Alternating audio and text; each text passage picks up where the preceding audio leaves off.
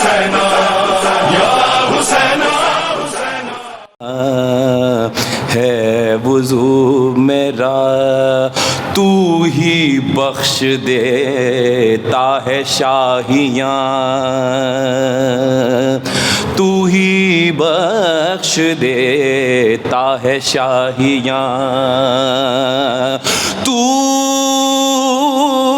بڑا غریب نواز ہے، تجھے دیکھنا ہے وضو میرا۔ اور تو نبی کی پشت پہ ہو گئے تو نماز حق بھی رکی رہے،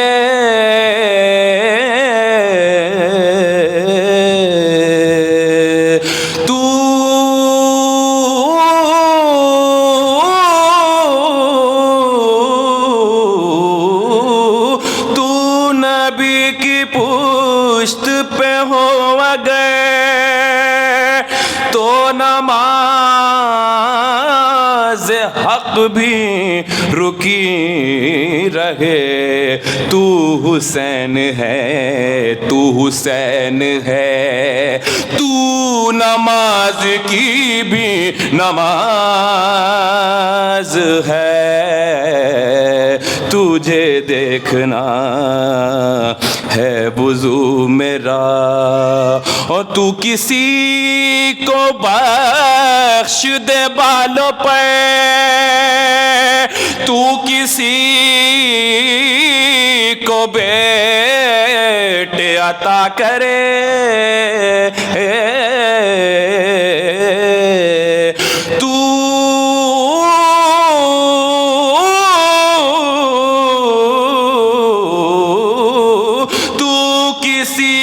بخش دے بالوں پہ، تو کسی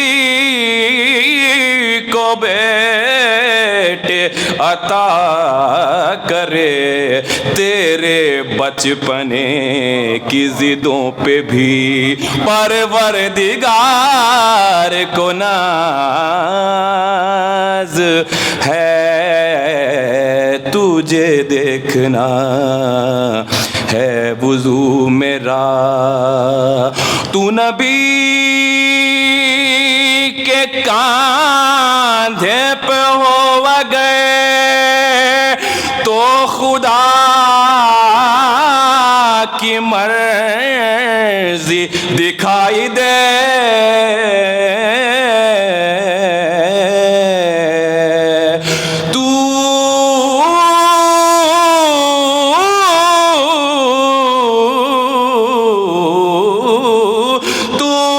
نبی کے کاندھے پہ ہو گئے تو خدا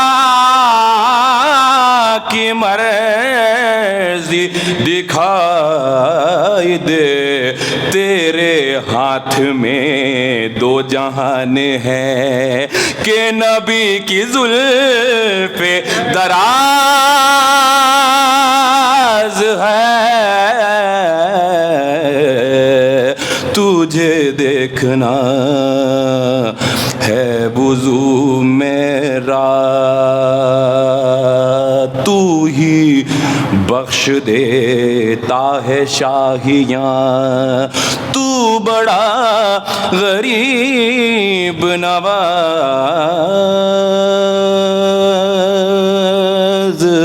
ہے۔ فاتحہ۔ جناب زینب کے حوالے سے برجستہ ذہن میں آ رہا ہے، نایاب بھائی کی فرمائش بھی تھی، حکم سمجھتے ہوئے میں پیش کر دیتا ہوں۔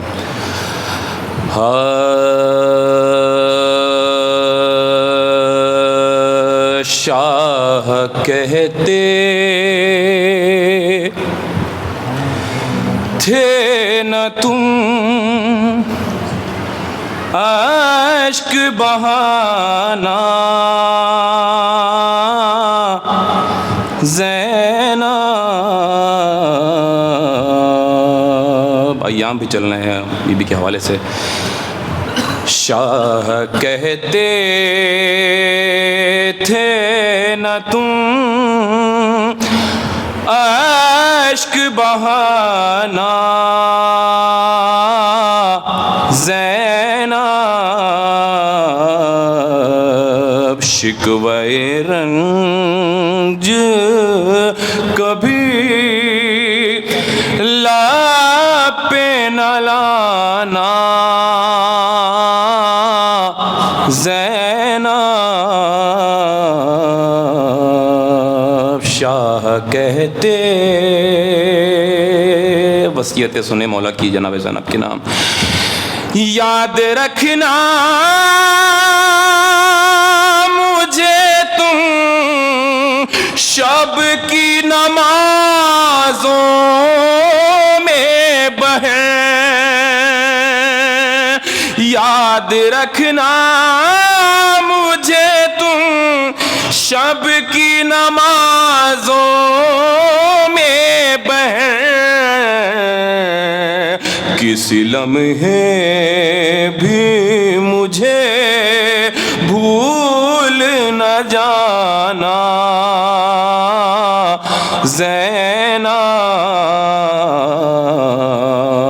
بڑی قیامت کا شعر ہے کہ فاتحہ سے غریب شیر کا دینا پہلے شام کی راہ میں تم پانی جو پانا زینب. اور شب میں گر یاد کرے بالی سکینہ مجھ کو میری بچی کو گلے جیسے لگانا زینب میری بچی. ارے شام غربت میں لئی خیمے جلائے جس دم جلتے خیمے سے بھتیجے کو بچانا زینب. جلتے خیمے سے بھتیجے کو بچانا زینب.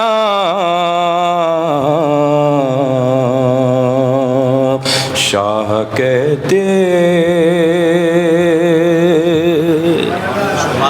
لا ولا قوة الا باللہ العلی العظیم. اعوذ باللہ من الشیطان اللعین الرجیم. بسم اللہ الرحمن الرحیم. الحمد للہ الذی ہدانا لہذا وما كنا لنهتدي لولا ان هدانا الله. لقد جاءت رسول ربنا بالحق والصلاة والسلام والتحية والإكرام على النبي الأمي القرشي الهاشمي مولانا ومولى الثقلين جد الحسن والحسين أبي القاسم محمد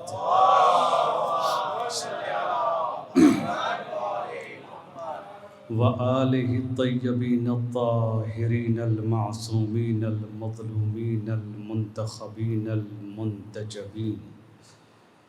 ولعنة الله على أعدائهم وقتلتهم وغاصبي حقوقهم ومنكري فضائلهم أجمعين من الآن إلى يوم الدين. أما بعد فقد قال اللہ الحکیم فی کتابہ الکریم وہو اصدق القائلین وقولہ الحق۔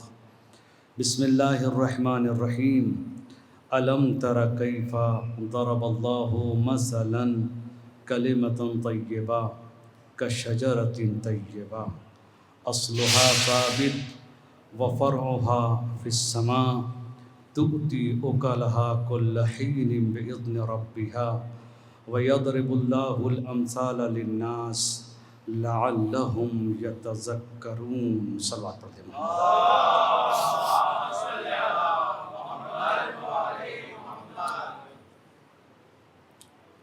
قبلہ، سب سے پہلے آپ کی اجازت درکار ہے،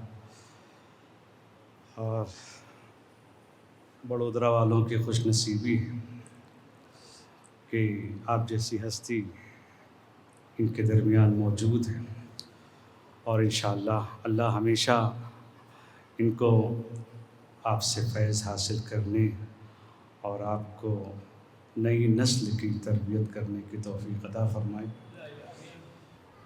بہرحال کسی بھی سماج میں ایک باعمل عالم دین کا ہونا بہت بڑی نعمت ہے۔ قدر کرے تو، ورنہ قدر تو لوگوں نے علی کی بھی نہیں کی۔ قدر کرے تو بہت ہے، ورنہ پھر کوئی حیثیت نہیں ہے۔ چیزوں کا پا جانا کبھی کبھی امتنان الہی کا حصہ ہوتا ہے، لیکن چیزوں کو محفوظ کر لے جانا یہ ہماری کوشش ہوتی ہے۔ تو ہم سب اس آستانے سے وابستہ ہیں جو علم کے بھوکی اور تشنہ معرفت ہیں۔ اللہ ہم سب کو اہل بیت علیہ السلام کی ہمیشہ والی وابستگی عطا فرمائے۔ ساتھ ہی ساتھ جیسا لگ رہا تھا کہ بہت سی ہستیوں کی زیارت نہیں ہو پائی تھی، آپ کی ہو گئی، ہمارے اکبر بھائی کی ہو گئی، اور بہت سے چہرے تھے جو اس بار کم نظر آ رہے ہیں۔ ایک تو ناصر بھائی کی آواز نہیں سنائی دی تھی، آج تو آپ نے ایسا واقعاً محبت اور معرفت کے ایسے اشعار آپ نے پڑھے کہ حقیقت میں عبادت کا مفہوم ہی بتا دیا کہ وضو کا بھی تعریف کر دی، نماز کی بھی تعریف کر دی۔ واقعاً حقیقت یہی ہے، اور سب کچھ مل گیا الحمدللہ۔ اس ذیل میں جو گفتگو آپ کے سامنے ہو رہی ہے، کچھ باتیں آپ حضرات کے اذہان عالیہ کے حوالے۔ قرآن مجید کا وہ سورہ کہ جس کا نام ابراہیم ہے، سورہ ابراہیم کی آیتیں جن کو میں نے آپ کے سامنے تلاوت کرنے کا شرف حاصل کیا، اور اس میں اللہ رب العزت ارشاد فرما رہا ہے بڑی حقیقت والی گفتگو کی طرف، اور ان حقائق کی طرف جس کو بھلایا نہیں جا سکتا، بلکہ اگر ہم نہیں مانیں گے تو ہمارا ہی نقصان ہے۔ خدا نے فطرت میں توحید رکھی ہے، منوانا زبردستی اس نے نہیں سمجھا۔ اپنی فطرت کی آواز سنو اور حقیقت تک پہنچو۔ کسی کو منوایا نہیں، کسی کو، بس اس کا کام ہے انسان کو ہدایت دینا، اور یہ ہمارا کمال ہوتا ہے کہ ہم ہدایت تک پہنچتے ہیں کہ نہیں پہنچتے ہیں۔ قرآن کے اس عظیم سورہ میں اللہ رب العزت کا ارشاد گرامی ہے، الم تر کیف ضرب اللہ مثلا کلمۃ طیبہ کشجرۃ طیبہ۔ میرے حبیب، میرے رسول، کیا آپ نے نہیں دیکھا کہ اللہ نے کس طریقے سے مثال کو پیش کیا ہے کلمہ طیبہ کی، شجرہ طیبہ کے ذریعے سے۔ یہ گفتگو ہو گئی، پھر اللہ نے کلمہ طیبہ کو روک دیا، شجرہ طیبہ کی توصیفات اور اس کی صفتوں کو بیان کرنے شروع کر رہا ہے۔ اصلها ثابت، یہ جو توحید کا کلمہ جس کے ذریعے سے سکھایا جا رہا ہے، جس شجرے کے ذریعے سے، یہ کوئی معمولی شجرہ نہیں ہے، یہ کوئی معمولی پیڑ نہیں ہے، ٹھیک ہو، یہ کوئی معمولی درخت نہیں ہے، تم اپنے دماغ سے سوچتے جاؤ یہ کھجور ہے، خرما ہے، انار ہے، لیکن وہ نہیں ہے جو تم سمجھ رہے ہو۔ یہ وہ ہے کہ جس کی اصل اور جس کی جڑ ثابت ہے، مضبوط ہے، محکم ہے، اس کو حالات زمانہ اکھاڑ نہیں سکتے، اس کو گردش زمانہ اس کو گردشوں میں یوں بکھیر نہیں سکتے، خراب نہیں کر سکتے، اصلها ثابت۔ یہ بہت مضبوط درخت ہے جس کی اصلیں، جس کی جڑیں مضبوط، وفرعها فی السماء، جتنی اس کی جڑیں مضبوط ہیں اتنی ہی اس کی شاخیں آسمانوں کی بلندیوں تک پہنچی ہوئی ہیں۔ دوسرا مرحلہ، ایک تو یہ اس کے درخت کا کمال ہے کہ ذاتاً بڑا مضبوط ہے، ذاتی طور سے بڑا محکم ہے، ذاتی اعتبار سے یعنی خود کے اعتبار سے بڑا مضبوط محکم کوالٹی والا ہے۔ لیکن یہ صرف یہ نہیں ہے کہ عام لوگ یہ ہوتے ہیں کہ خود تو بڑے ہیں لیکن اپنی بزرگی لوگوں کو عطا نہیں کرتے۔ بہت سے لوگ ایسے ہوتے ہیں سماج میں، اللہ نے ہر چیز سے نوازا ہوتا ہے لیکن اپنی ساری زندگی اپنے ارد گرد گھماتے ہیں۔ کہ اگر وہ چیز جو عطا کی جائے اور اس سے سماج استفادہ نہ کر پائے تو اس کا مطلب آپ کے اندر کچھ ہے ہی نہیں۔ اہم چیزیں ہیں کہ اللہ جو دے، جو ہم کو اللہ نے عطا کیا ہے، وہ جس شکل میں بھی، اگر مجھے الف سے لے کر یہ تک کا علم دیا ہے، اس کو پہنچانا بھی ایک شکر ہے، ایک اللہ کا شکر ہے۔ شکر کا مطلب یہ نہیں ہے کہ مصلی پر بیٹھ کر 2 رکعت نماز پڑھ لی، اللہ کا شکرانہ ادا ہو گیا۔ شکر قولی الگ ہے، شکر فعلی الگ ہے۔ قول کا شکر یہ ہے کہ جو اللہ نے دولت دی ہے، جب مصلی پر آؤ تو یہ شکر کرو کہ خدایا تیرا لاکھ لاکھ شکر، جو کچھ ہے وہ تیرا ہے، کسی کا تو نے محتاج نہیں بنایا۔ لیکن یہ قول کا شکر ہے، فعل کا شکر یہ نہیں ہے۔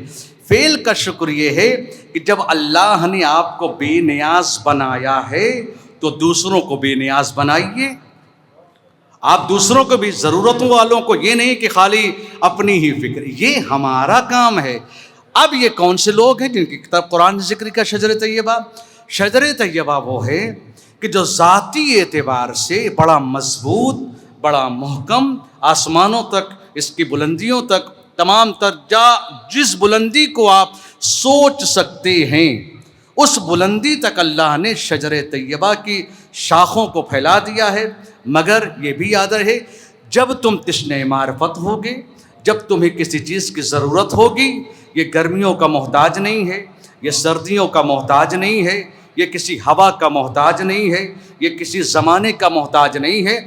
جس زمانے میں بھی تم اپنی ضرورتوں کو محسوس کرو گے، یہ اپنے ثمر اور اپنے پھل کے ذریعے سے تمہیں فیضیاب کرے گا۔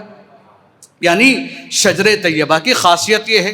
اب اللہ نے ایسی عظیم نعمت دی، ذرا سا ہم غور کریں اور پھر اس کے بعد ہم کو سمجھ میں آئے گا کس بات کی طرف اللہ اشارہ کر رہا ہے، کس بات کو ہم کو سمجھانے کی کوشش کر رہا ہے کہ یہ جو تم کو اگر توحید کی دہلیز تک آنا ہے، اگر تم کو توحید کی دہلیز پر قدم رکھنا ہے، اگر تم کو اللہ کی معرفت حاصل کرنی ہے، اگر توحید کو تم کو سمجھنا ہے، اس آستانے توحید سے وابستہ ہونا ہے، اللہ جو مثال دے رہا ہے اس مثال کو سمجھو کہ توحید کو اگر سمجھا جا سکتا ہے تو ان ذوات کے ذریعے سے جن کو اللہ نے توحید کا مظہر بنایا ہے، توحید کا پرچمدار بنایا ہے، توحید کے صفات کا حامل بنایا ہے۔ اللہ یہ بھی تو کہہ سکتا تھا شجر طیبہ، کلمہ طیبہ کو سمجھنے کے لیے تم نماز پڑھو، روزے رکھو، حج کرو، زکاتیں دو، اچھے کام کرو۔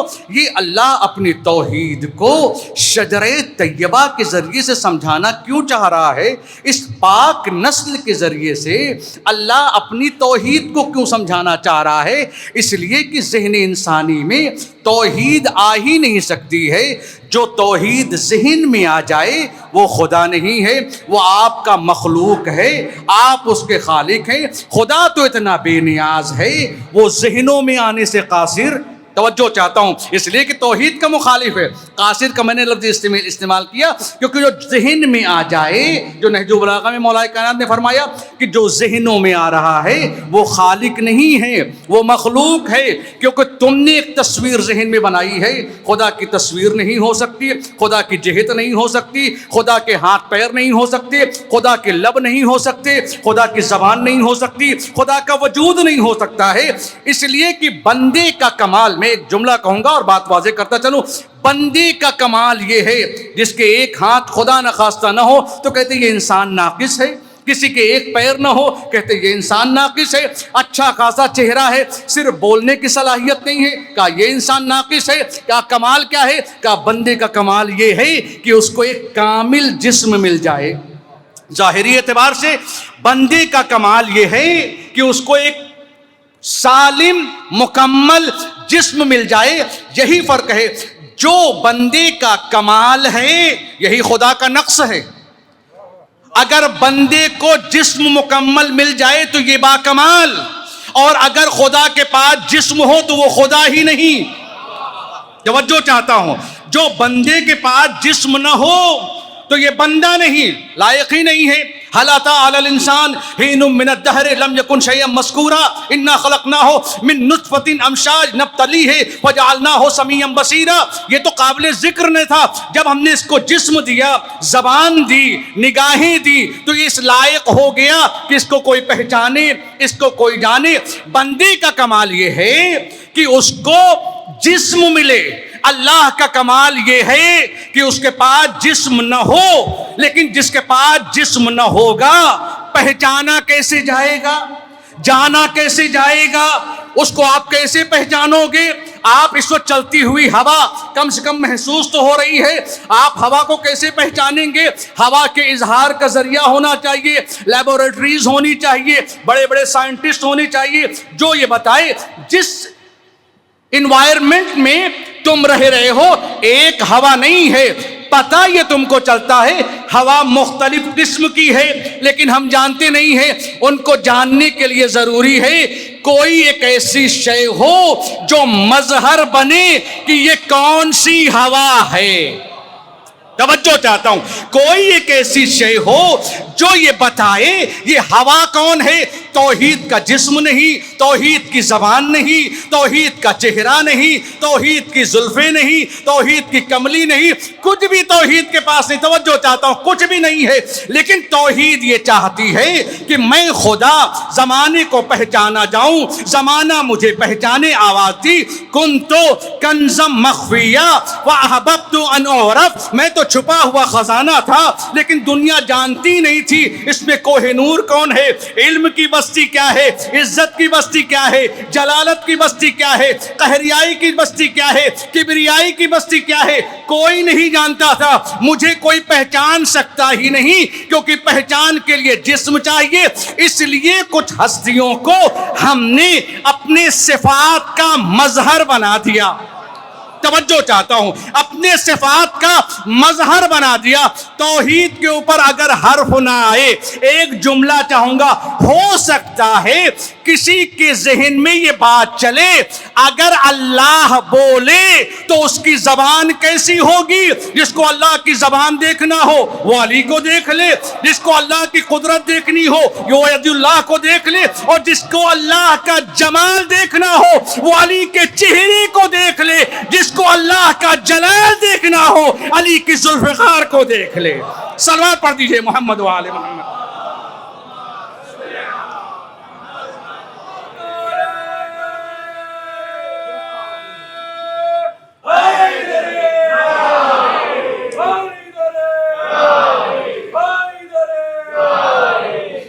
یہ وجہ ہے کیوں اللہ نے ہم کو نمازیں اللہ کی معرفت کا ذریعہ نہیں، اپنی عبادت کو ثابت کرنے کا ذریعہ ہے۔ نمازوں کے ذریعے سے ہم اپنی عبادت اللہ کو پہچان نہیں سکتے، لہذا ان چیزوں کو سمجھنے کے لیے ضرورت ہے وجود کا پاک ہونا، جو گفتگو ہماری آپ کے سامنے چل رہی ہے۔ اگر ہمارا وجود، ہماری فطرت میں وہ صلاحیتیں نہیں ہیں جو توحید کی قداستوں کو سمجھ سکیں تو پھر آپ دیکھ لیجئے کوئی توحید کو سمجھ نہیں سکتا. میں نے آپ کے سامنے عرض کیا کہ وہ توحید کو کیا سمجھیں گے جنہوں نے خدا کو جہنمی بنا دیا. وہ کیا سمجھیں گے؟ توحید سمجھنا ہے تو علی سے سمجھو، توحید کو سمجھنا ہے تو نہج البلاغہ پڑھو، توحید کو سمجھنا ہے اس کو سمجھو کہ جس کو سمجھنے کے لیے مزاج علوی ضروری ہے، مزاج نبوی ضروری ہے. وہ علی سمجھائے گا توحید کو کہ توحید کے اقدار کیا ہیں. جس نے خدا کو پہچانا ہو جو رسول کو نہیں سمجھ سکے تو وہ توحید کو، ظاہر سی بات ہے.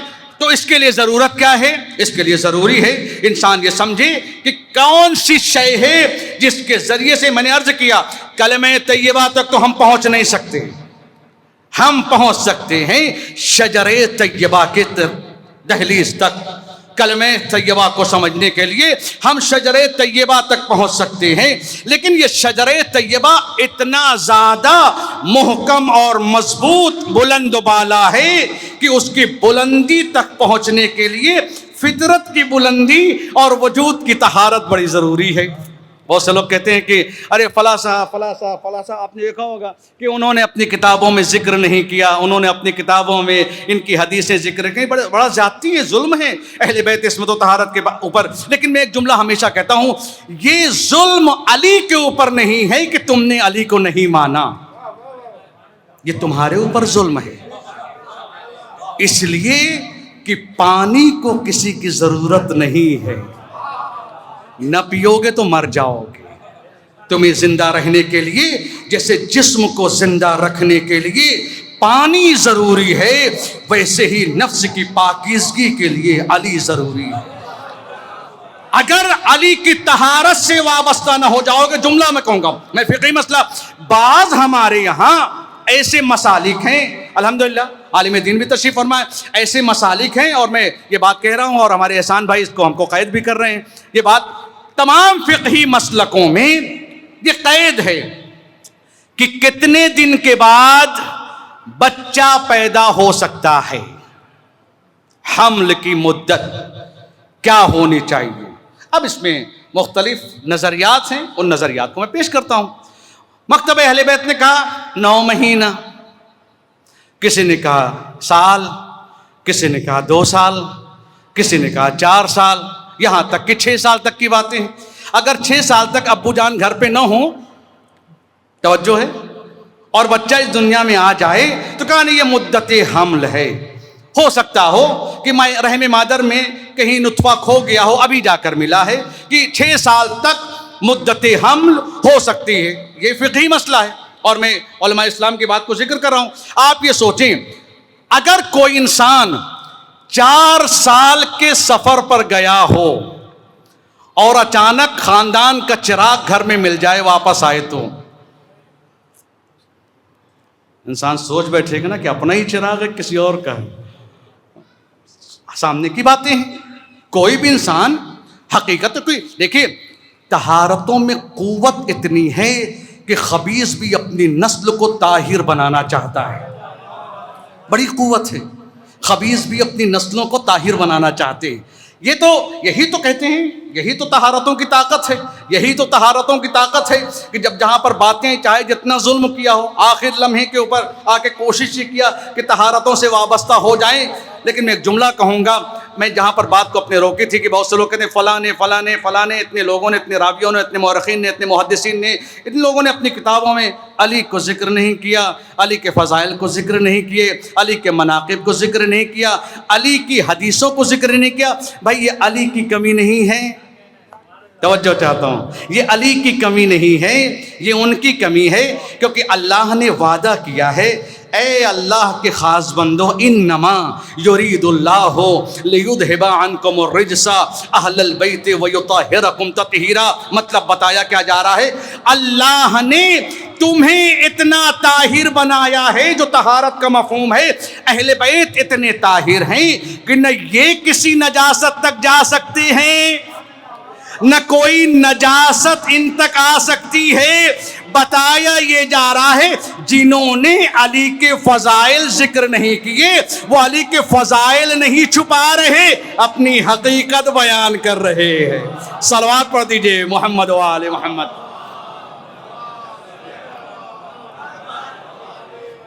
یہ مسئلہ ہے فقہی مسئلہ کہ اگر بچہ پیدا ہو، یہ نظریات ہیں اور میں کسی کو منع بھی نہیں کرتا ہوں، فقہی مسئلہ ہے۔ اب کس کو کیا کہنا ہے، وہ بھائی جب ساری ذمہ داری ہمیں ہی دے دی جائے گی تو ہم دین کا جنازہ تو نکال ہی دیں گے، لیکن اگر دین کا محافظ اہل بیت کے گھر سے ہوگا تو پھر ہمارے ہاں اجتہاد میں ہم نے مجتہد کو پورا اختیار نہیں دیا، کرائیٹیریا دیا ہے۔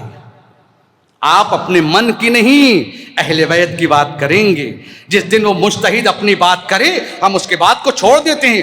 ہم اس چیز کے قائل ہیں ہی نہیں کہ اگر مجتہد چاہے تو لوح محفوظ کو بدل سکتا ہے، یہ ہمارا نظریہ نہیں ہے۔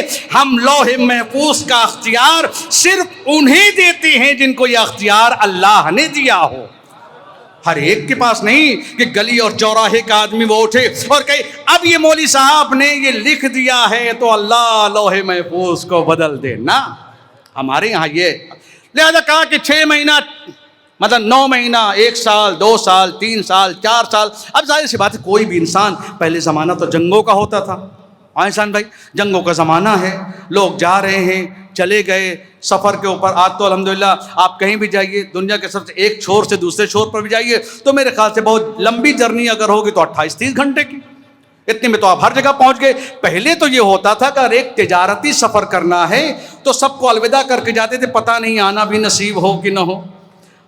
دور نکل گئے 2-2 سال، 4 سال کے بعد جب انسان پلٹ کے آ رہا ہے تو دیکھا گھر میں بچہ گھوم رہا ہے قبلہ، اور یہ بچہ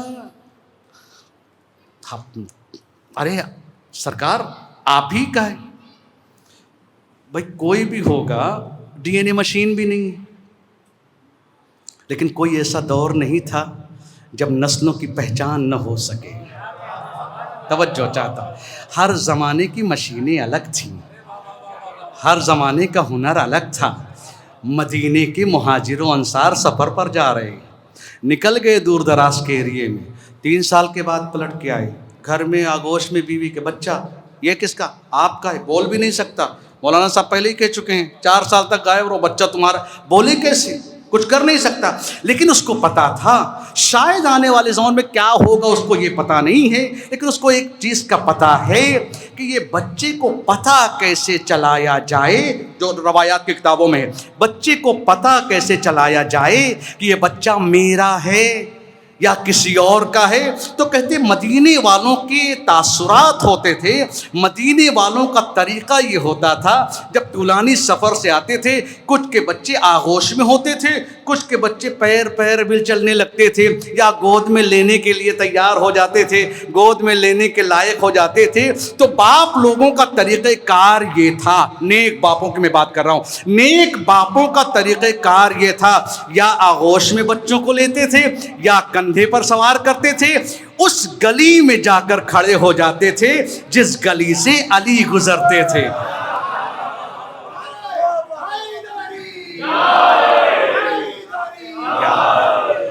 اس گلی میں آ کر کھڑے ہو جاتے تھے جس گلی سے علی گزرتے تھے۔ اگر گود کا بچہ ہوتا تھا علی کو دیکھ کر ہمکتا تھا کہ علی کے پاس چلا جائے، یا کندھے پر بیٹھا ہوا بچہ علی کو پہچانتا تو نہیں ہے مگر علی کو دیکھ کر مسکرانے لگتا تھا۔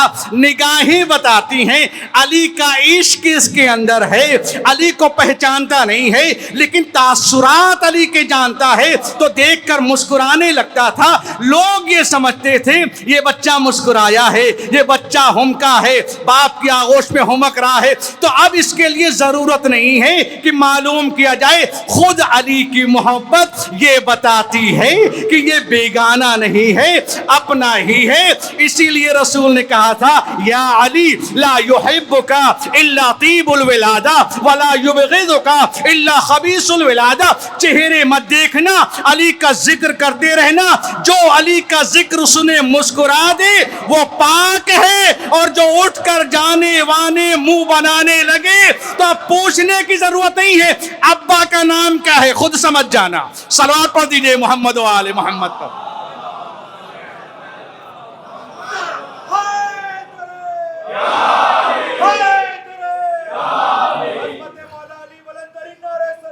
اللہم صلی علی محمد۔ یہ روایتیں میں پڑھ رہا ہوں، میں اپنی طرف سے دیکھیے ہماری ایک ذمہ داری ہے، اور ان چیزوں کو انداز اپنا اپنا ہو سکتا ہے، لیکن حقیقتیں آپ کے سامنے پیش کی جا رہی ہیں۔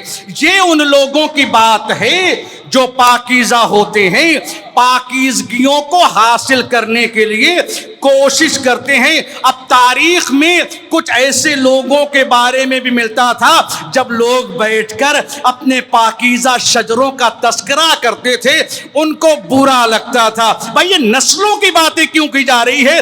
نسلوں کی باتیں نہ کرنے کی وجہ یہ ہے ان کو پتہ ہی نہیں تھا ماموں کون ہے، ابا کون ہے، باپ کون ہے۔ جہاں شجرے مشکوک ہوتے ہیں وہ اپنے خاندان کا ذکر نہیں کرتے، لیکن جن کا شجرہ روز روشن کی طریقے سے واضح ہوتا ہے، وہ بھرے دشمنوں کے بیچ میں بھی ہو تو کھل کے کہتے ہیں جو جانتا ہے وہ جان لے، جو نہیں جانتا وہ پہچان لے، انا علی ابن الحسین۔ صلوات پڑھ دیجئے محمد و آل محمد پر۔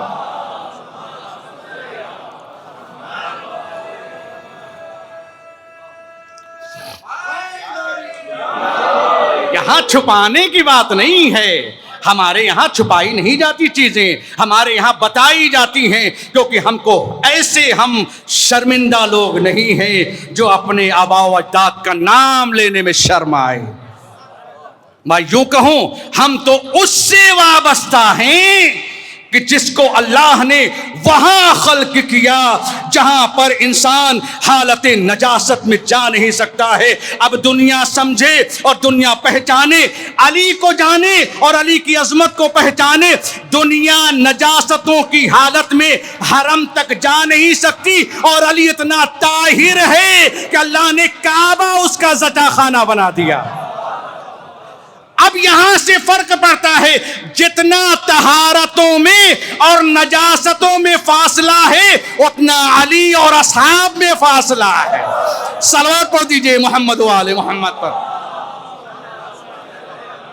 دونوں کا مقایسہ نہیں کیا جا سکتا، دونوں کو ناپا نہیں جا سکتا۔ میں نے عرض کیا، کسی نے آ کر کہا، مسجد سہلہ میں کہا بہارب صالحہ کی زحمت ہے، صالحہ کی محنت ہے، علی افضل ہیں یا دوسرے لوگ جو ہیں وہ افضل ہیں، بحث چل رہی ہے، دونوں بحث کر رہے ہیں۔ دیکھیں علم یہ کہتا ہے بحثیں کرو، لڑائی نہ کرو۔ جہاں لڑائی شروع ہو جائے سمجھ لیجیے جہالت کا دروازہ کھل چکا ہے۔ علم لڑنے نہیں دیتا، بحثیں شگوفائی کا ایک ذریعہ ہوتی ہیں۔ آپ ایک چیز کے اوپر ڈیبیٹ کریے، اچھی چیز ہے، اسی لیے کہا جاتا ہے اہل بیت نے جس سے بات کی ہے یا سمجھایا ہے یا نہیں سمجھا تو وہ چلا گیا اپنے پاس سے، کیونکہ ہمیشہ ہتھیار وہ اٹھاتے ہیں جن کے پاس دلیل نہیں ہوتی۔ علی کی ولایت کو سمجھانے کے لیے اگر اسلحے اٹھانے پڑے تو وہ ولایت ہی کیسا ہے، چونکہ ولایت تو فطرت کا تقاضا ہے، علی کی محبت تو فطرت کا تقاضا ہے، یہ نسلوں کی پاکیزگی کی وجہ سے ہوتا ہے۔ مسجد سہلہ میں ایک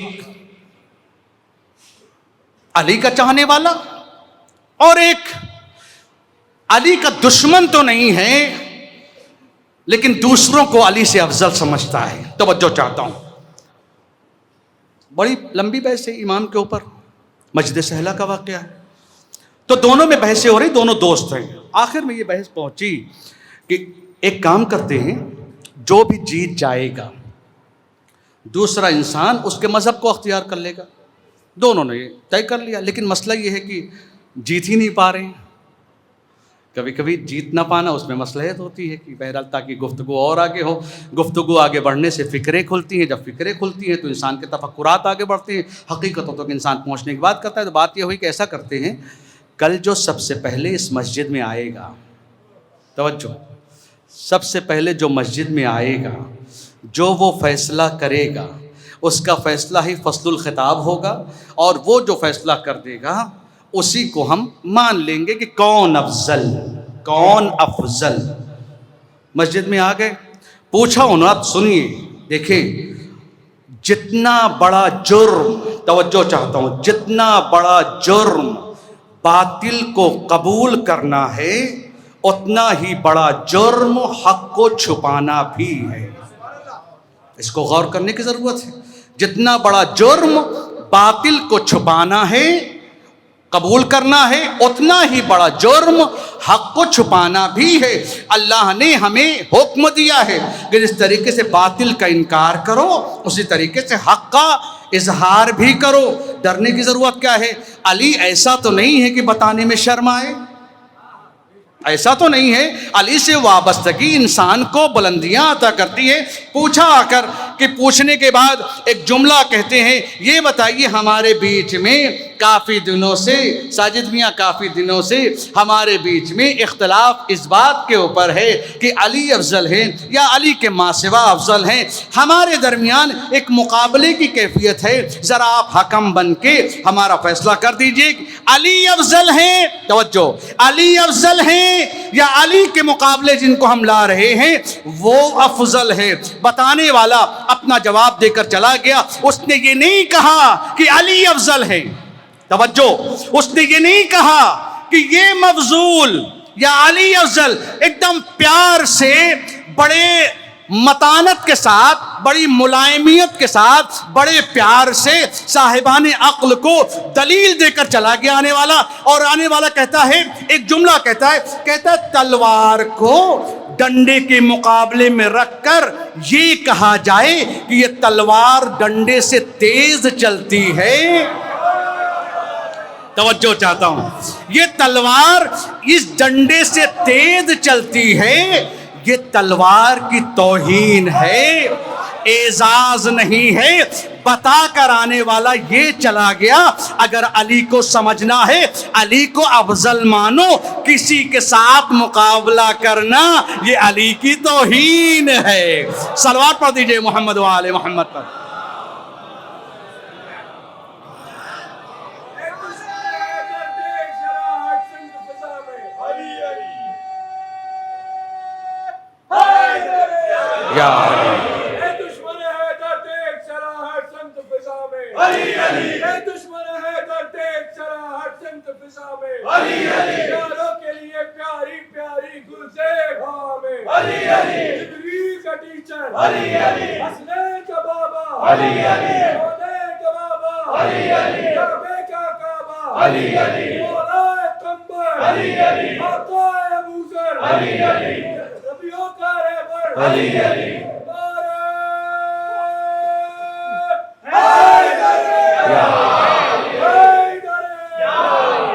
لہذا بتانے والا بتا کر چلا گیا، اور یہ کیا بتا کر، اور حقیقت میں اس نے قبول کیا، چونکہ جو علی کے عشق کو چاہتے ہیں، جو علی تک پہنچنا چاہتے ہیں، وہ ضد نہیں دکھاتے۔ اور الحمدللہ ہر دور میں ایسے لوگ ملے ہیں جنہوں نے حقیقتوں کو پہچانا اور حقیقتوں تک پہنچ گئے۔ ان کو نہ کسی کا ڈر تھا، نہ کسی کا خوف تھا۔ میں نے عرض کیا تھا پہلے دن کی مجلس میں کہ ابو جہل اور ابو لہب کا وہ پتھر ٹوٹ گیا جو بلال کے سینے پر تھا، مگر بلال کا ارادہ نہیں ٹوٹا، بلال کا عزم نہیں ٹوٹا، کہ عشق علی ہے ہی ایسی چیز جس کو وقت اور حالات توڑ نہیں سکتے۔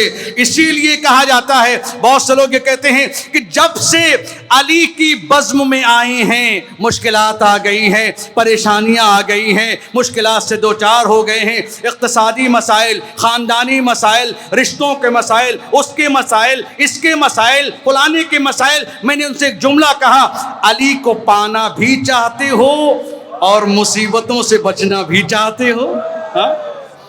علی اس باکمال ذات کا نام ہے کہ کہ اس تک پہنچنے کے لیے لوہے کو جل کر کندن بننا پڑتا ہے، سونے جیسی حرارت کو محسوس کرنا پڑتا ہے۔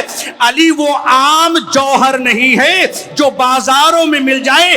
علی کو اللہ عطا کرنے سے پہلے مومن کے دل کا امتحان لیتا ہے کہ علی کی محبت کی گرمی برداشت کر سکتا ہے۔ حقیقت ہے، آپ دیکھیں روایات کے جو جملے ہیں، ہر قلب علی کی محبت برداشت نہیں کر سکتا، ہر دل علی کی عشق کی حرارت کو برداشت نہیں کر سکتا ہے۔ اور جب عشق علی انسان کے وجود کا خزینہ بن جائے تو تاریخ نے دیکھا ہے معمولی سا غلام اپنے ہاتھ پاؤں کٹوانے کے بعد اس بات پر اصرار کر رہا ہے عشق علی میرے سینے میں ہے، یہ اس وقت تک میرا عشق نامکمل اور ناقص ہے جب تک میری زبان کاٹ لی نہ جائے۔ آج کے زمانے میں اگر پتہ چل جائے اس راستے سے جا رہے ہو تمہیں موت آئے گی، خدا کی قسم اکثریت راستہ بدل دیتی ہے۔ ہمارا سلام ہو میسم کے اوپر، اگر علی نے کہہ دیا ہے علی تم کو اس پیڑ پر سولی دی جائے گی تو پوری جان لگا دی، میسم مر جائے گا مگر اس پیڑ کو سوکھنے نہیں دے گا۔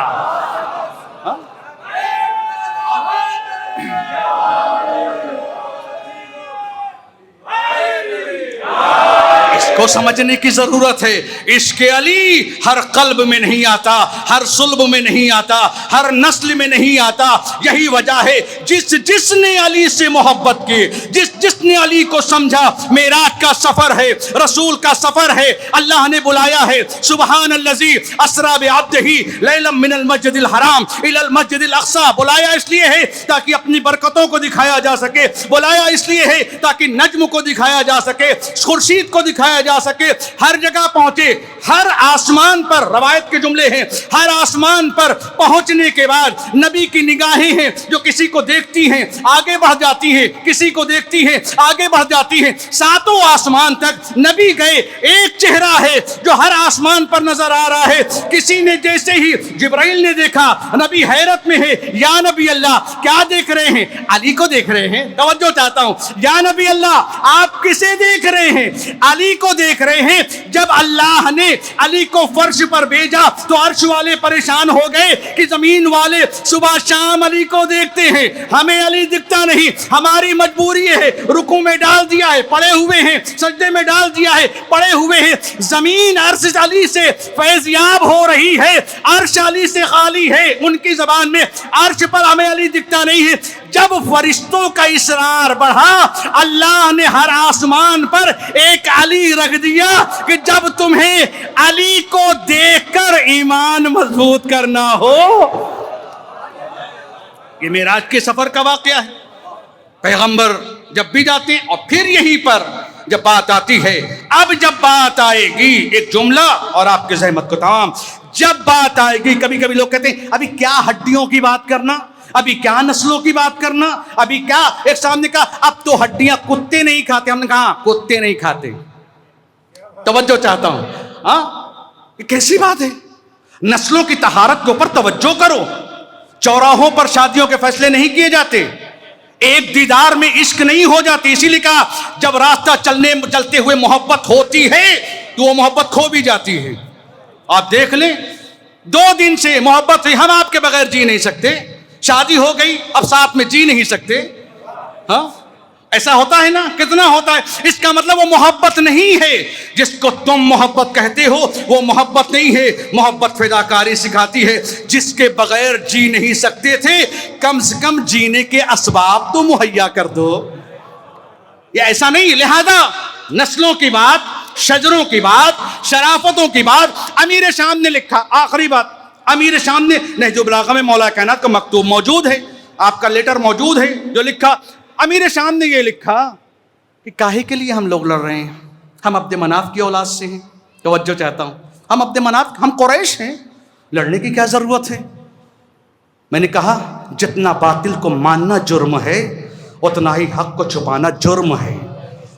علی نے یہ سکھایا ہے ہم کو، سر تو اس دنیا سے سب کے انسان کی موت ہے ہی ہے، لیکن جب تک جیو سر بلند ہو کر جیو، ان الدئی وابن الدئی قد رکض بین اثنتین السلۃ والذلہ ہیہات من الذلہ. امام نے یہی تو کہا تھا، ایک طرف زندگی ہے اور ایک طرف تلوار ہے. امام نے کہا ذلت پسند نہیں ہے، تلواریں آؤ حسین کو کاٹ لو، مرنا ایک ہی بار تو ہے. ذلتوں کے ساتھ ہر لمحے جینے سے بہتر ہے عزت کے ساتھ ایک بار مر جاؤ. یہ ہم کو اہل بیت نے سکھایا ہے. ہمارے سر کٹ کے بھی سر بلند رہے ہیں، ہم نے سر نہیں جھکایا ہے. ہم اس قبیلے سے نہیں ہیں جہاں فاسق و فاجر کے پیروں کے اوپر رات کے سناٹے میں بیعت کی جاتی ہو. ہم اس قبیلے سے تعلق رکھتے ہیں کہ جہاں پر یہی فخر تھا کہ ہمارے گھر ویران ہوئے ہیں مگر ہم نے کبھی ظالم کے ہاتھوں پر ہاتھ نہیں رکھا. یہ ترے امتیاز ہے اہل بیت کا، اور یہی ہر اس کے اندر ہونا چاہیے جس کے دل میں علی بستے ہوں. سامنے والا کہتا ہے کاہے کے لیے لڑائی ہو رہی ہے؟ جاوید میاں کس لیے لڑ رہے ہیں؟ آپ بھی عبد مناف سے، ہم بھی انہی کی اولاد، آپ بھی قریش ہم بھی قریش، فلانا فلانا جو بھی نسبتوں کی وجہ ہو سکتی تھیں وہ میں نے پہلے دن عرض کیا تھا. شرافتیں کسی خاندان سے ہونے کی وجہ سے نہیں، طہارتوں کی وجہ سے ملتی ہیں. نسبت مضبوط تو اثرات مضبوط. امام نے یہاں پر توقف نہیں کیا. امام نے ایک جملہ کہا، یہ کیسے کر دیا تم نے کہ ہم تمہارے جیسے ہو گئے. توجہ، جن کو مطالعہ کرنا ہو نہج البلاغہ کا امام کا نامہ ہے. علی کو جاننے والے اور علی کو ماننے والے اس چیز کو اچھے جانتے ہیں. علی چھپ کر باتیں نہیں کرتے. تم چھپا سکتے ہو، علی چھپانے والے کا نام نہیں ہے، بلکہ علی جس بزم میں پہنچ جائے وہاں پر سب کچھ ظاہر ہو جاتا ہے. آپ ہمارے ہی جیسے. امام نے جملہ کہا، کیسے کہہ دیا تم نے کہ ہم تمہارے جیسے ہیں؟ لیسا امیہ کا ہاشم، تم جس کی نسل سے ہو اس کا نام امیہ تھا، امیہ ہاشم جیسا نہیں تھا. تم ہم سے اپنے آپ کو نہ ملاؤ. ہاشم الگ ہے، امیہ الگ ہے. ولل حرب کا عبد المطلب، تیرا پردادا میرے دادا عبد المطلب جیسا نہیں ہے. تکلف کی بات نہیں ہے.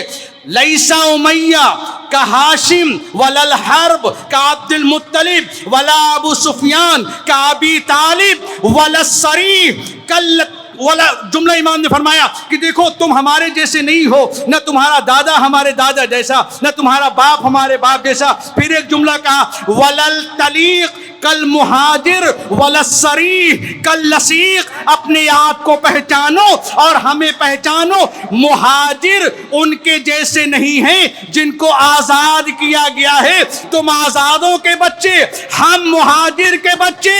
ولا جملہ ولسریح کل لسیق، وہ لوگ جن کے شجرے واضح ظاہر ہوں، یا یوں کہا جائے خانے کعبہ میں جو پیدا ہوتے ہیں کھوپچوں میں پیدا ہونے والے جیسے نہیں ہوتے.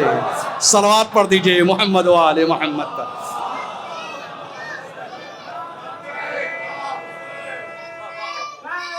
یار اب میں ادھر نہ جاتے ہوں. کتنے ایسے لوگ ہیں یار، کتنے ایسے لوگ آپ جانتے ہیں تاریخ میں نام نہیں لوں گا. کتنے ایسے لوگ خدا کی قسم شرم آتی ہے تاریخ پڑھتے ہوئے. باپ کا نام پتہ نہیں 5 لوگ کھڑے ہوئے، میرا بیٹا. 5 لوگ کھڑے ہوئے ہیں میرا بیٹا. اب یہ فیصلہ پنچایت نہیں کر پا رہی ہے بیٹا کس کو دیا جائے. کہا نہیں تم لوگ 4 جاؤ، اس کو دیں گے کیونکہ ان دونوں کا چہرہ ملتا جلتا ہے. توجہ، ان کا چہرہ ملتا جلتا ہے. خدا کی قسم، خدا کی قسم، میں اس ممبر ولایت سے اور ممبر علی سے اس بات کی قسم کھاتا ہوں، خدا کی قسم تعجب یہ نہیں ہے کہ انہوں نے علی سے نفرت کی. تعجب تو تب ہوتا جب یہ علی سے محبت کرتے. چونکہ ان کے وجود میں علی کے عشق کا جذبہ ہو ہی نہیں سکتا. یہ ایسے نجس ہیں کہ ان کے اندر طہارتیں آ ہی نہیں سکتی. صلوات پڑھ دیجئے محمد و آل محمد پر.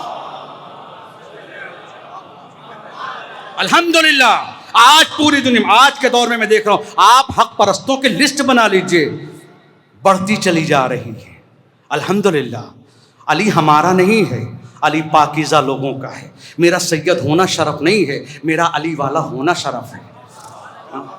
میرا یہ نہیں ہے کہ میں رضوی ہوں، میرا یہ نہیں ہے کہ میں تقوی ہوں، میرے لیے فضیلت شیعہ ہونے کی ہے، چونکہ اسی شیعت کے اوپر سلمان نے فخر کیا ہے، اسی شیعت کے اوپر ابو ذر نے فخر کیا ہے۔ اگر فخر کرو تو اس بات پر کہ علی کے پیروکار ہو، اور اگر جس کے اندر علی کی پیروکاری کا جذبہ نہیں ہے وہ اپنے وجود کے اندر جا کر جھانکے اور یہ دیکھے کہ کیا میں واقعی شیعہ ہوں، چونکہ کہتے وہی ہیں اگر سورج نکلے اور شعاعیں نہ ہوں تو اس کو سورج کا نکلنا نہیں کہتے ہیں۔ اس کا مطلب رابطہ ختم ہو چکا ہے شعاؤں سے۔ اگر ہمارے اندر وہ جوہر خلق علی نہ آ سکے، اخلاق علی نہ آ سکے، اور سماج کو وہ معیار نہ پیش کیا جائے علی کیا ہے، علی نسلوں میں نہیں شرافتوں کا نام ہے، اس کے لیے یہ دیکھنا ضروری نہیں ہے کس نے علی کے ساتھ دعوی ہمدردی کیا، یہ دیکھنے کی ضرورت نہیں ہے۔ بڑے بڑے لوگوں نے، میں نے عرض کیا پہلے دن کی بات کیا ہو گئی تھی آپ کے سامنے کہ تاریخ قرآن اٹھا کر دیکھ لیے، ایسے ایسے لوگوں کے چہرے ملتے ہیں ہم سوچ نہیں سکتے ہیں آدم کا بیٹا اتنا برا ہو سکتا ہے، نوح کا بیٹا اتنا برا ہو سکتا ہے، ابراہیم کے پوتے اتنے برے ہو سکتے ہیں، سوچا بھی نہیں جا سکتا ہے۔ شاید انہوں نے یہ سوچا ہوگا ہم نبی کے بیٹے ہیں، ہمارا کوئی کر کیا سکتا ہے، خدا عجب نہیں جواب دے رہا ہو، جو خدا آدم کو نبوت دے سکتا ہے وہی اس کے بیٹے کو سزا بھی دے سکتا ہے۔ لہذا یہاں پر ہمارے لیے فضیلت علی کا عشق ہے، صحابیوں نے علی کی فضیلت کا ذکر کیا۔ بس میں آپ کی تمام تر صحابی رسول آپ جانتے ہیں، سامنے کی بات ہے، بیٹی کے گھر میں ہے، اچانک علی کا آنا ہوا، بیٹی باپ کو دیکھ رہی ہے لیکن باپ علی کو دیکھ رہا ہے۔ یہ اس کل میں نے اگر میرے باتیں ذہن میں ہوں گی آپ کے، کوئی انسان ہمیشہ برا نہیں ہوتا، دنیا کا عشق، دنیا کی محبت اس کو تباہ کر دیتی ہے۔ زبیر، پہلے یہ زبیر نہیں تھا، زبیر کو خراب کر دیا بصرہ کی حکومت کے نہ ملنے نے، ورنہ زبیر تو وہ تھا جو علی کے گھر میں بیٹھا ہوا تھا بی بی زہرا سے حفاظت کی خاطر، لیکن جب بصرہ کی حکومت نہیں ملی اور اپنے نفس پر قابو نہ کر سکا تو اب یہی زبیر ہے جو جمل میں علی کے خلاف آ کر کھڑا ہو گیا۔ پھر پوچھا بیٹی نے کہ آپ ان کو کیوں دیکھ رہے ہیں؟ تو کہا تم نے نہیں سنا کہ علی کے چہرے کو دیکھنا عبادت ہے۔ ٹھیک، کوئی ہے دنیا میں علی قرآن جیسا ہے، علی کو اللہ نے صحیفہ قرار دیا ہے۔ اگر جس کو علی کی معرفت کے سمندر میں غوطہ زنی نہ بھی آتی ہو، سب سلمان جیسے تو نہیں ہے نا، سب ابو ذر جیسے تو نہیں ہے۔ ایک جملہ کہوں بات واضح ہو جائے گی، سلمان اور ابو ذر کے درمیان ایمان کا کتنا فاصلہ ہے ناصر بھائی؟ 1 درجے کا، 90 درجے پر ابو ذر، 10ویں درجے پر سلمان۔ سلمان کی محبت سمجھیں گے، سلمان کا عشق سمجھیں گے علی کے لیے کیا ہے؟ اگر سلمان کے دل میں جو ہے 1 درجے کا فاصلہ ہے، سلمان کے دل میں جو علی کا جذبہ عشق ہے، جو علی کی محبت ہے، اگر وہ ابو ذر جان جائیں تو وہ سلمان کو قتل کر دیں گے۔ جب ایمان کا 1 درجے کا فاصلہ ہے، سلمان کے اس دریائے بے قراں میں کیا گزر رہا ہے یہ ابو ذر کو پتہ نہیں ہے، تو میں ان کی کیا بات کروں جو ایمان کی دہلیز تک بھی نہیں پہنچے۔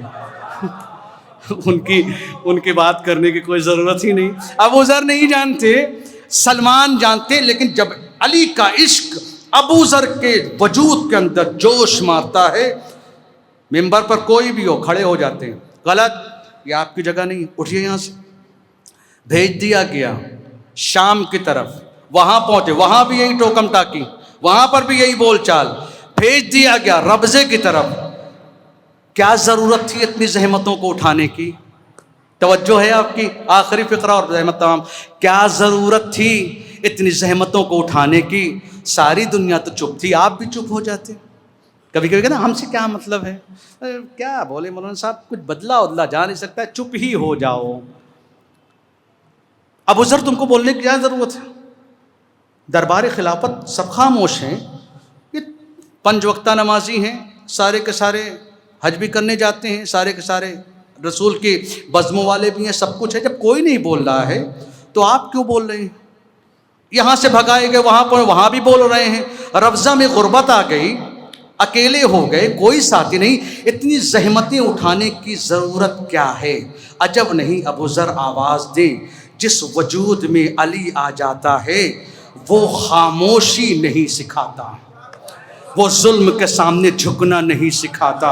اور اگر یہی سے پتہ کر لیا جائے اگر علی کا عاشق ہے وہ ظلم کے سامنے سر نہیں جھکا سکتا، وہ ظلم کے ماحول میں خاموش نہیں رہ سکتا، اس لیے کہ ولایت جس وجود میں بس جائے گی وہ کبھی خاموش رہنے ہی نہیں دے گی. جس طریقے سے اگر بلب سالم ہے اور وہ برق جا رہی ہے اور لائٹ پہنچی، جس طریقے سے وہ لیمپ، وہ بلب جیسے ہی اس حرکت کو، اس انرجی کو محسوس کرے گا، آپ پوری کوشش کرتے جائیے، وہ بجھے گا نہیں. اگر بجھانا ہے تو اس کا رابطہ ختم کر دو. ولایت ایسی ہے جس وجود میں ولایت رہے گی یہ خاموش نہ رہے گی. اگر اس کو خاموش رہنا ہے تو کاٹ دو. ہم جب تک جئیں گے بے خوف جئیں گے، نڈر ہو کر جئیں گے. ہمیں ڈرنا نہیں آتا. ہمارے یہاں سینوں سال معیار نہیں ہوتے، ہمارے یہاں عمر معیار نہیں ہوتی. جو جذبہ شہادت 80 سال کے حبیب میں ملے گا وہی جذبہ شہادت چشمہ علی اصغر کے اندر بھی ملے گا. سینوں سال وہاں معیار رکھتے ہیں جہاں اصلوں میں کمیاں ہو. یہاں سب کی اصل ولایت ہے. یہاں کوتاہی شجرے طیبہ سے وابستہ لوگ ہیں، بس ارباب ازا. لہذا جب کوئی اپنے آپ کو اتنی بلندی تک پہنچا دے، عام باتیں ہیں، معصومین کی آغوش میں بہت سے پالے گئے ہیں. ہر پلا ہوا انسان بہت اچھا نہیں گزرا ہے. تاریخ پڑھیں، میں شاید یہاں پر سے بہت سی باتوں کہہ نہیں سکتا ہوں.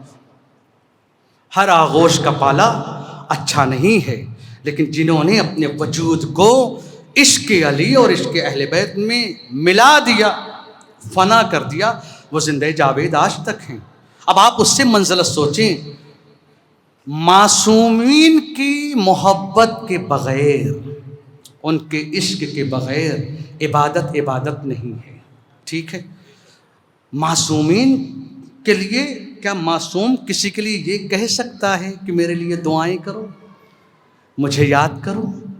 اور ایسی نماز، آپ تاریخ کربلا سوچیں. ہمارے ہاں تو عاشور کے دن بھی کتنے لوگ ہیں نمازیں بھول جاتے ہیں، بیچارے نہیں پڑھ پاتے، بھول جاتے ہیں، کبھی ذہن سے اتر گئے. کبھی ہم عاشور کو چھوڑ دیں، عام دنوں میں عام نمازیں تو بھول جاتے ہیں، نماز شب کا تو ذکر ہی کیا کرنا ہے. وہ تو بہت ہی باکمال، اللہ ہم وہ کمال ہمیں بھی عطا کرے، بہت سے لوگوں کو نہیں مل پاتا ہے. امام کو جس کے اوپر یہ فخر اور بھروسہ اور ناز ہو کہ بہن مجھے نماز شب میں یاد رکھنا. اب زینب اولیاء مقام کے مرتبے کو کون سمجھے گا؟ اور یہ عام زمانہ نہیں ہے، یہ عام دور نہیں ہے کہ گھروں میں ہیں اور آرام کی زندگی ہے. کربلا کا تپتا ہوا صحرا ہے جہاں پر مصلی نہیں خاک موجود ہے، جہاں پر سر پر چادر نہیں بے ردائی نصیب ہے. ایسے ماحول میں سیدہ زینب نے نماز شب پڑھ کر یہ بتایا کہ امامت جس کے اوپر ناز کرے ایسی خود کی تربیت کرو، ایسے اپنے آپ کو بناؤ. بس ارباب ازا لٹا ہوا قافلہ چلا. کربلا کو سننا، بیان کرنا آسان ہے، لیکن ایک لمحے کے لیے آپ سوچیں، روز عاشور کی عصر تک زینب کچھ اور ہے، عصر عاشور کے بعد زینب کچھ اور ہے. مقتل اس بات کا ذکر کرتا ہے، میرے پاس زیادہ وقت نہیں ہے، میں چند جملے مسائل کے آپ کے سامنے بیان کرنا چاہتا ہوں. آپ سوچیں زینب کیا ہے؟ زینب اس عظیم الشان ہستی کا نام ہے جس نے کربلا کے پیغام کو دنیا تک پہنچایا، قاتل کو رونے پر مجبور کر دیا، ظالم کو رسوا کر دیا، اپنے بھائی کے پیغام کو تپتے ہوئے صحرا سے لے کر چلی، بے-ردا ایک لمحے کے لیے زینب کو اپنے بھائی کے مقصد سے غافل نہیں ہونے دیا، اپنے آپ کو کبھی بھولنے نہیں دیا۔ زینب تمہارا مقصد کیا ہے؟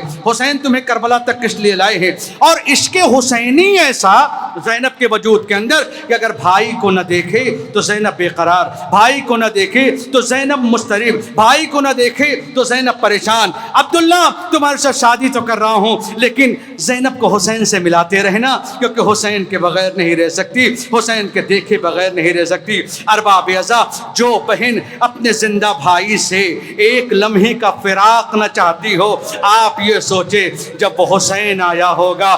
بہن تم کو حسین کا آخری سلام، اے فضہ تم کو حسین کا آخری سلام۔ زینب کے دل پر کیا گزر گئی ہوگی۔ ارباب مقاتل لکھتے ہیں، بس دو جملے مصائب کے میں کربلا کو پیش کر رہا ہوں آپ کے سامنے، دو جملے مصائب کے۔ کیفیت علماء نے یہ لکھی ہے، ایسا لگتا تھا زینب کی جان چلی جائے گی، زینب کی روح قفسے عنصری سے پرواز کر جائے گی۔ امام نے دست امامت کو اٹھایا، انگلیوں کا اشارہ قلب حضرت زینب کی طرف کیا، زینب کو قرار آیا۔ بھائی نے اشارہ کیا، جاؤ بھائی خدا حافظ۔ امام مقتل کی طرف چلے۔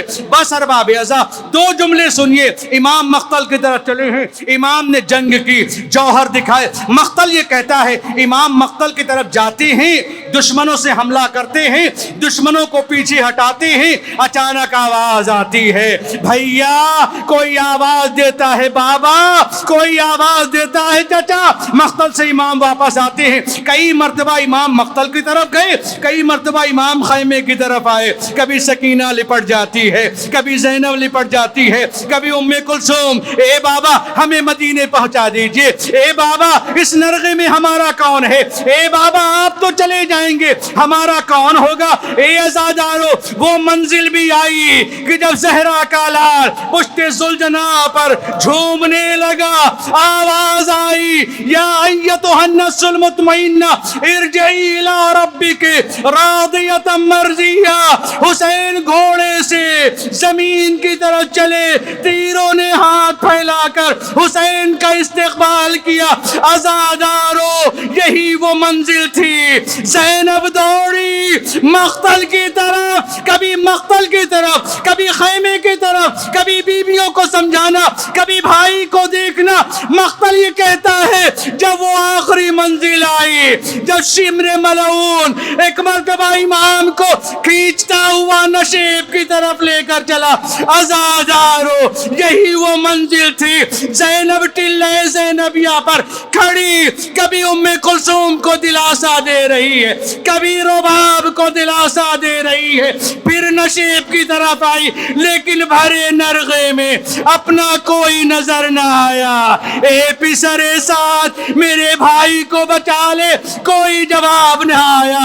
اے علی اکبر بابا مارا جا رہا ہے، اپنے بابا کو بچا لو، کوئی جواب نہ آیا۔ اونو محمد اٹھو، ماموں کو بچا لو، کوئی جواب نہیں۔ زینب نے آنسو بہتی آنکھوں سے فرات کا رخ کیا، اے عباس بھائی کو بچا لو، کوئی نہ آیا۔ زینب تڑپتی رہی، بھائی کے گلے پر خنجر چلتا رہا۔ الا قد قتل الحسین بکربلا۔ میری صغرا کو کیا پتا، میری صغرا کو کیا پتا، نہ قاسم مہندی والا، نہ قاسم مہندی والا، نہ اکبر سحر والا، نہ اصغر لوریاں والا، نہ غازی علما والا۔ میرا بچھڑ گیا ہر پیارا، میرا اجڑ گیا گھر سارا، میرا کوئی نہیں رہا۔ میری صغرا کو کیا پتا، میری صغرا کو کیا پتا، ہے کنبہ اجڑ گیا، میری صغرا کو کیا پتا، میری صغرا کو کیا پتا۔ میری صغرا کو کیا پتا وہ خاک پہ میرا اکبر بے بازو شیر دلاور، وہ ٹکڑے قاسم مضطر، وہ خون میں ڈوبا لشکر، میرا بچھڑ گیا ہر پیارا، میرا اجڑ گیا گھر سارا، میرا کوئی نہیں رہا، میری صغرا میری صغرا کو کیا پتا، ہے کنبہ اجڑ گیا، میری صغرا کو کیا پتا، میری صغرا کو میری صغرا کو کیا پتا، میں لاکھوں میں ہوں تنہا، کئی روز کا میں ہوں پیاسا، پردیسی اللہ راسی، غربت کا میں ہوں مارا، میرا بچھڑ گیا ہر پیارا، میرا اجڑ گیا گھر سارا، میرا کوئی نہیں رہا، میری صغرا میری صغرا کو کیا پتا، ہے کنبہ اجڑ گیا، میری صغرا کو کیا پتا، میری صغرا کو کیا پتا، غازی سقائے سکینہ نگران تھا جو چادر کا، دریا پہ گیا ہے مارا سالار میرے لشکر کا، میرا بچھڑ گیا ہر پیارا، میرا اجڑ گیا گھر سارا، میرا کوئی نہیں رہا، میری صغرا میری صغرا کو کیا پتا، ہے کنبہ اجڑ گیا، میری صغرا میری صغرا کو کیا پتا، یثرب میں جس بائی کا وہ دیکھ رہی ہے رستا، ظالم نے اس اکبر کا برچی سے گلے جا چھیدا، میرا بچھڑ گیا ہر پیارا، میرا اجڑ گیا گھر سارا، میرا کوئی نہیں رہا، میری صغرا میری صغرا کو کیا پتا، ہے کنبہ اجڑ گیا، میری صغرا کو کیا پتا، دیکھ رہا تھا سکا کوئی فرات پہ آیا تھا تشنالا، مشکی زبر کے جانب خیمہ چلا وہ جا، برسے وہ تیر چھد گئی مشک سکینہ جا،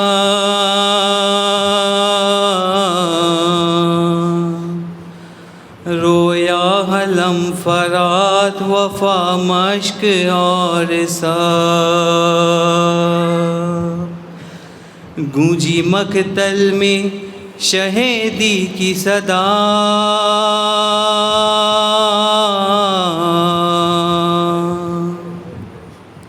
قتل دریا پہ علمدار ہوا،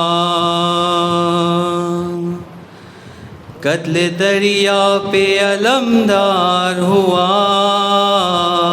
اور پیاسوں کی آس ٹوٹ گئی، اور پیاسوں کی آس ٹوٹ گئی، آیا مقتل سے علم خوں میں بھرا، اور پیاسوں کی آس ٹوٹ گئی، اور پیاسوں کی آس ٹوٹ گئی، دن دلا شام میں غریبا کے اندھیرے چھائے، دن دلا شام میں غریبا کے اندھیرے چھائے، بس سکینہ نے یہی رو کے کہا، اور پیاسوں کی آس ٹوٹ گئی، اور پیاسوں کی آس ٹوٹ گئی، قتل دریا پہ علمدار ہوا، اور پیاسوں کی آس ٹوٹ گئی، اور پیاسوں کی آس ٹوٹ गई।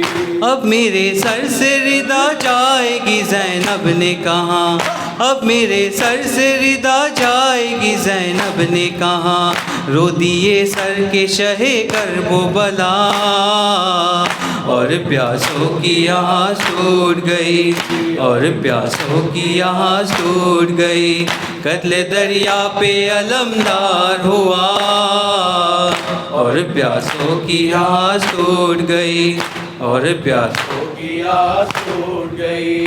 تیرے امو تو تیری پیاس پہ قربان ہوئے، تیرے امو تو تیری پیاس پہ قربان ہوئے، شہن یہ بالی سکینہ سے کہاں، اور پیاسوں کی آس ٹوٹ گئی، اور پیاسوں کی آس ٹوٹ گئی، قتل دریا پہ علمدار ہوا، اور پیاسوں کی آس ٹوٹ گئی، اور پیاسوں کی آس ٹوٹ گئی۔ ہاتھ میں سوکھے ہوئے کوزے لیے بیٹھے تھے، ہاتھ میں سوکھے ہوئے کوزے لیے بیٹھے تھے، مرثیہ پیاس کا مولا سے سنا، اور پیاسوں کی آس ٹوٹ گئی، اور پیاسوں کی آس ٹوٹ گئی، قتل دریا پہ علمدار ہوا، اور پیاسوں کی آس ٹوٹ گئی، اور پیاسوں کی آس ٹوٹ گئی۔ روکے کلثوم سے فضا نے کہا شہزادی، روکے کلثوم سے فضا نے کہا شہزادی، تیری چادر کا محافظ بھی گیا، اور پیاسوں کی آس ٹوٹ گئی، اور پیاسوں کی آس ٹوٹ گئی، قتل دریا پہ علمدار ہوا، اور پیاسوں کی آس ٹوٹ گئی، اور پیاسوں کی آس ٹوٹ گئی، آیا مقتل سے حلم گھومے برا، اور پیاسوں کی آس ٹوٹ گئی، اور پیاسوں کی آس ٹوٹ گئی۔ عباس عباس عباس ابو الفتح عباس ابو الفتح عباس ابو الفتح عباس حسین